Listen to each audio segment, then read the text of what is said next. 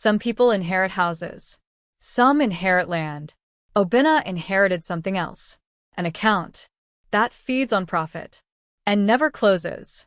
3 days after Carolina Holdings collapsed, Abuja tried to forget. News stations moved on. Politicians denied involvement. The building in Maitama was sealed with iron barricades and yellow tape, under investigation. But people who lived nearby knew the truth. Some nights, the lights still came on the 13th floor, even though the power had been disconnected, even though no one was inside, even though the company was dead. Or at least, that was what everyone believed. Except Obinna Ease. Because Obinna knew something the world did not. The transfer had still gone through. 5 billion Nigerian nairas. December 31st, 11:59 p.m. Paid. Successfully. To Carolina, which meant only one thing. The company was never the source. It was only the channel. And whatever owned Carolina Holdings was still alive. Obinna stopped sleeping. Every time he closed his eyes, he saw the portrait. The gray suit. The moving lips. The voice. You belong to the company. His phone had not stopped ringing since that night. Unknown numbers. Each time he answered, nothing. Just breathing. Slow. Patient. Waiting. He changed his SIM card. The calls continued. He bought a new phone. The calls continued. He stopped answering. Then one night, his phone spoke without ringing. A whisper from the speaker. Obinna. He froze. His blood turned cold. You cannot resign. The phone died. Battery full. But dead. 2 weeks later, the FCC summoned him. Their office smelled of sweat and government paper. An officer sat across from him. Middle-aged. Serious. Mr. Obinna, we have a problem. Obinna's throat tightened. The account. What about it? We froze every account linked to Carolina Holdings. He paused. All except one. Obinna already knew which one. The officer continued. The Carolina account. Obinna said nothing. We traced the transfer. Where did it go? The officer hesitated, then spoke quietly. It didn't go anywhere. Obinna frowned. What do you mean? The officer leaned forward. The money left the sender's account. Yes. But it never arrived anywhere. Silence. It disappeared. That night, Obinna made a decision. He returned to the building. Carolina Holdings stood silent. Dead. But watching. He climbed over the barricade. Entered through the broken glass door. The lobby was dark. Cold.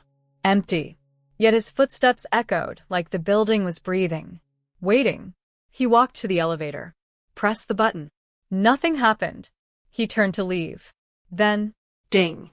The elevator doors opened. By themselves. Inside. The button for floor 13 was glowing. He had not touched it. His hands trembled. The voice returned. Not from his phone. From the building. Come. He stepped inside. The doors closed. The elevator moved. Up. When it opened, the 13th floor was not abandoned. It was alive. Candles burned. Fresh. As if the ritual had never stopped.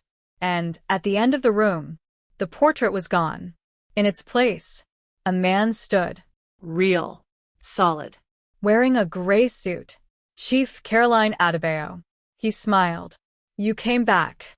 Obinna could not breathe. You're dead. The man chuckled softly. Death is a small thing.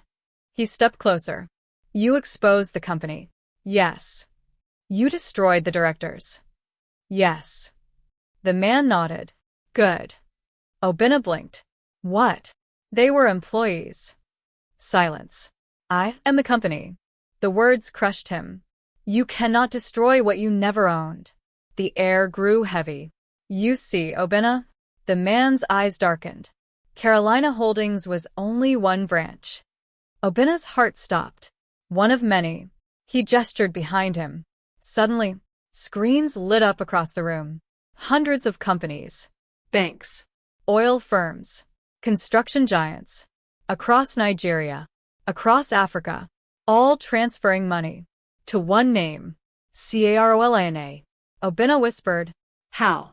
The man smiled wider. Every profit, he stepped closer, has a price. Obina turned to run, but the doors were gone. The room was endless. The man spoke again. You were never chosen to die. Obina froze. You were chosen to replace them. His blood went cold. You understand the truth now. Silence. You have seen beyond the illusion. The man leaned in. And that makes you valuable. Obina shook his head. No. The man's smile faded.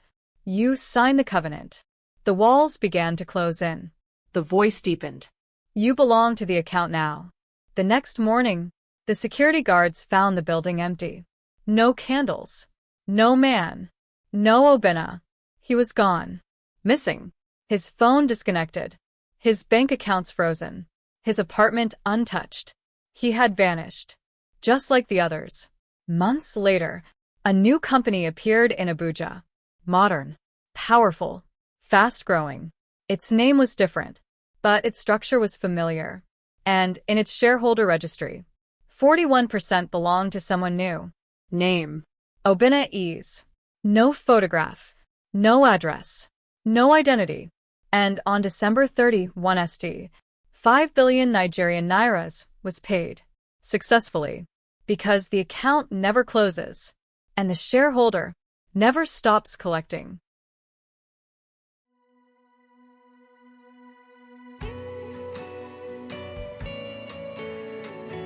He exposed the company.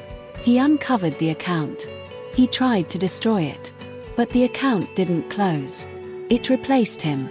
And 3 months later, Obina Ease became the invisible shareholder. No face. No address. No identity. Only ownership. 41%. And every December 31 st, 5 billion Nigerian nairas was paid. Not to him. Through him. Because Obina was no longer a man. He was the channel. At first, he didn't understand what was happening. He woke up in places he didn't remember entering. Corporate offices. Boardrooms. Hotel suites in cities he had never visited. Lagos. Accra. Johannesburg. Each time, men in expensive suits sat across from him. They called him Sir. They handed him documents. They asked for approval. And when he spoke, he heard another voice behind his own. Calm. Ancient. Patient. Watching. Guiding. Controlling. He would return home with no memory of what he had agreed to. But the account kept growing. Billions. Flowing through him. Like blood. Then the dream started. He stood inside endless darkness. And the man in the grey suit stood beside him. Chief Caroline Adebayo. Or whatever wore his face. You are adjusting well, the man said. Obina tried to speak. But his mouth did not belong to him.